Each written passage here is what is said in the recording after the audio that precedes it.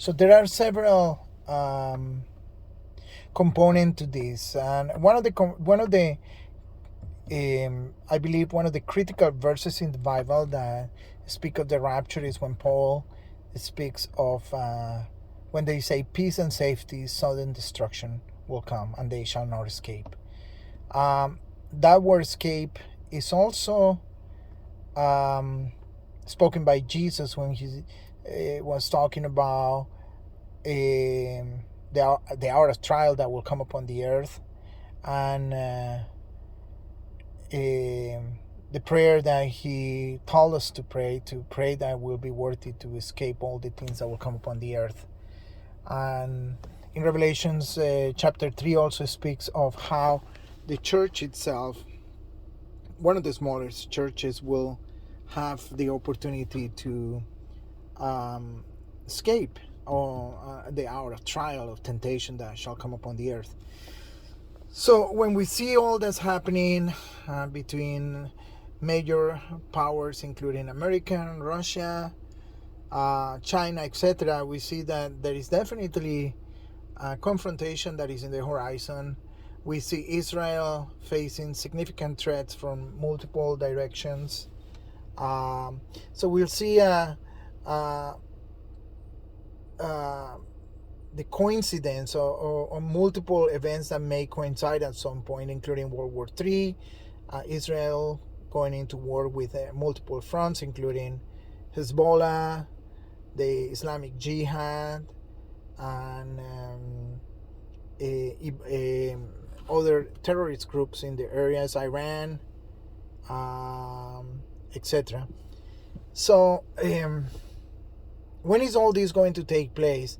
I think there is a key component to all this, and is peace and safety. And I think the man of peace is the one that is going to show up first in a time of significant upheaval. And I think he holds the key to unraveling the last of the last prophecies. And the man of peace, by him I'm talking about the Antichrist. We see with the rise of AI and the economic difficulties the world is facing, etc.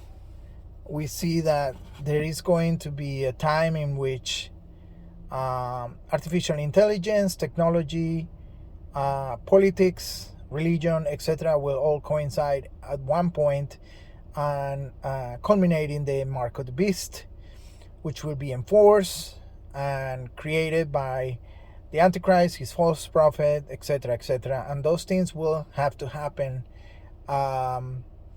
shortly after the rapture. So in other words, the rapture is the catalyst for all these things to begin to take place.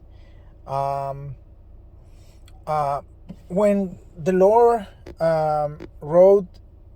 didn't write, but inspired men to write the Bible and was giving visions to John and all the prophets, he did so because obviously he's not confined to time and space, but he can see in the future, the past, the present. And when he saw the future and the future of humanity, the chain of events that will culminate in the last of the last days, the mark of the beast, the Antichrist, the new world order, etc. He gave those visions, and the World War III, etc. He gave those visions to John. He wrote them in the book of Revelation. Paul had an first row sitting in some of the events, and he wrote about it in some of the verses in Thessalonians, etc. He wrote about the rapture. He wrote about the men of sin, etc. So the series that I'm going to start, I will give names, I will give timelines, and they are not necessarily associated with specific eclipses, etc., because I'm not that familiar with those events. However, those events are like signs in the highway that post to a specific event, and I think that's what we need to focus on right now. So this is an introduction about what I'm going to be talking in the next several days, weeks, months. I will encourage every Christian to stay busy. I'm myself heading to Mexico for a mission trip.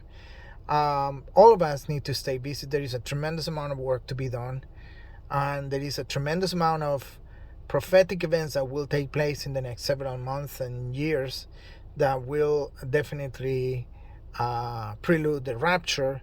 So we need to be watching, keep our eyes open, do not be dismayed, because the time is not yet, but the time is very soon. And very soon, I mean, we'll probably have 2.5 to 3 years, probably 3 years left before the rapture. And that's 3 years that a lot is going to happen in the next 36 months. So we need to be ready. We need to have our lamps full of oil. We need to walk in repentance. We need to walk in love and in courage and in boldness.